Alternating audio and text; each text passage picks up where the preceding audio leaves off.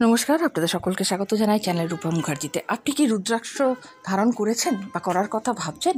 আপনি কি জানেন এটি ধারণ করার 7টি অবশ্য পালনীয় নিয়ম আছে? তাহলে এই ভিডিও আজকে আপনার জন্য।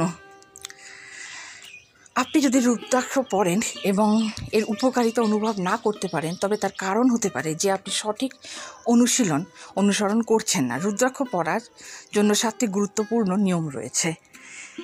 সেই নিয়মগুলোই আজকে আমি আপনাদের সাথে শেয়ার করব। তবে তার আগে আপনাদের কাছে অনুরোধ, ভিডিওটি ভালো লাগলে লাইক, শেয়ার, কমেন্টস অবশ্যই করবেন, চ্যানেল সাবস্ক্রাইব করে পাশে থাকবেন। প্রথম নিয়ম, উপযুক্ত মুখে নির্বাচন করুন। প্রতিটি মুখে ভিন্ন শক্তি ধারণ করে। নিশ্চিত হন যে আপনি আপনার আধ্যাত্মিক আকাঙ্ক্ষার সঙ্গে সংগৃহীত এমন একটি মুখে নির্বাচন করছেন। আপনি শান্তি, সমৃদ্ধি বা ব্যক্তিগত উন্নতি খুঁজছেন। 2. সম্মান ও মর্যাদার সঙ্গে পড়ুন। রুদ্রাক্ষ পবিত্র গুরুত্ব রাখে। এটি একজন আন্তরিক হৃদয় এবং ইতিবাচক মনোভাবের সঙ্গে একদম সম্মানের সঙ্গে পড়ুন। এর পূর্ণ সম্ভাবনা খোলার জন্য সম্মানের সঙ্গে এর প্রতি আচরণ করুন। 3. পরার আগে পরিষ্কার করুন। আপনার রুদ্রাক্ষ পরার আগে এটি জল দিয়ে ধুয়ে নিন বা ধূপ ব্যবহার করুন। এই অভ্যাসটি নেতিবাচক শক্তি দূর করে এবং এর সংযোগ আপনার আভার সঙ্গে একাত্মীভূত হয়।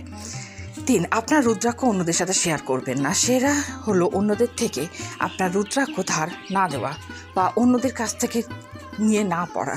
কারণ এতে মনে করা হয় যে অন্য কেউ যখন এটি পড়বেন তখন তার শক্তি কমে যাবে। এটি পরিষ্কার পরিবেশে রাখুন। যখন আপনি রুদ্রাক্ষ পড়ছেন না, তখন আপনার রুদ্রাক্ষকে পরিষ্কার এবং পবিত্র স্থানে রাখুন। এটি এর ইতিবাচক শক্তি রক্ষা করতে সাহায্য করে। দেহের সঠিক অংশে পড়ুন। সাধারণত রুদ্রাক্ষ কাঁধ, গলা বা বাহুর উপরে পড়ার পরামর্শ দেওয়া হয়। নিশ্চিত করুন যে এটি আপনার শরীরের এমন একটি অংশে স্থান পায় যা আপনার আধ্যাত্মিক কেন্দ্রের সঙ্গে সামঞ্জস্যপূর্ণ। পরিষ্কার হাতে স্পর্শ করুন। সবসময় আপনার রুদ্রাক্ষ পরিষ্কার হাতে স্পর্শ করুন। এই অভ্যাসটি এর আধ্যাত্মিক পরিষ্কারতা বজায় রাখতে সহায়তা করে এবং এটি নেতিবাচক শক্তি থেকেও রক্ষা করে।